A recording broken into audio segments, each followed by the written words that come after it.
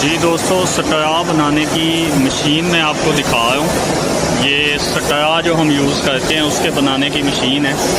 ये आपको मैं सारा फंक्शन क्लोज व्यू में दिखा देता हूँ। यहाँ से ये इधर आता है और यहाँ पे इस तरह का ये कागज़ यूज़ होता है इसके ऊपर, और यहाँ पे ये जो है इसको आपस में बाइंड किया जाता है, और यहाँ से इसकी जो भी है इसकी लैंग्वेज इंग्लिश करके इसको सेट कर दें, और इसके बाद जो है ये इस तरह से आगे इस तरह से बनता जाता है।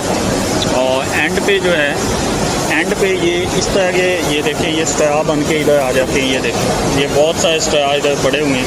ये देखें यहाँ पे ये काट है, छोटे छोटे स्टाया बना के काट है। ये देखें ये स्टाया है। ये बेसिकली स्टाया बनाने की मशीन है।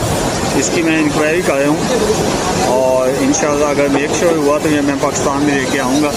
और ये कागज़ से स्टाया बनता है।